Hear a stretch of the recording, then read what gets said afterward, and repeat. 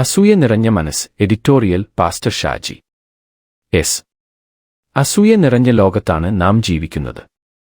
നമുക്കെതിരായി ശത്രു എപ്പോഴും പ്രവർത്തിക്കുന്നു. അസൂയ നിറഞ്ഞ ശത്രുവിന്റെ തിന്മയുടെ ഫലമായി ദാനിയേൽ സിംഹക്കുഴിയിൽ വീഴുവാൻ ഇടയായി.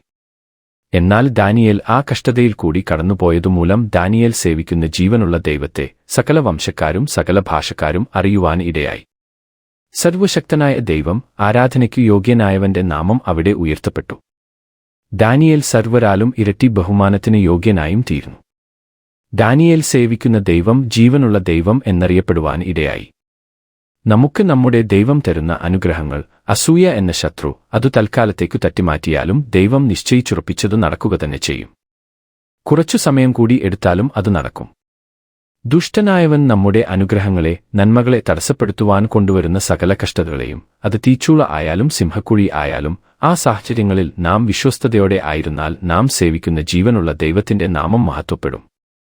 നമ്മിൽ കൂടി, നമ്മുടെ അനുഭവത്തിൽ കൂടി അനേകർ യേശുക്രിസ്തുവിനെ അറിയുവാൻ ഇടയാകും. നമ്മുടെ ജീവിതത്തിൽ ദൈവം ചെയ്ത വലിയ കാര്യം, അത്ഭുത പ്രവൃത്തി യേശുക്രിസ്തു ജീവനുള്ള ദൈവമെന്നറിയുവാനും വിശ്വസിക്കാത്തവർ അവനെ വിശ്വസിക്കുവാനും ഇടയാകും. ദാനിയേലിന്റെ ശത്രുക്കൾ അവനു വിരോധമായി കാരണം കണ്ടെത്തുവാൻ അന്വേഷിച്ചു. എന്നാൽ യാതൊരു കാരണവും കുറ്റവും കണ്ടെത്തുവാൻ അവർക്ക് കഴിഞ്ഞില്ല. അവൻ വിശ്വസ്തനായിരുന്നതുകൊണ്ട് ഒരു തെറ്റും കുറ്റവും അവനിൽ കണ്ടെത്തിയില്ല.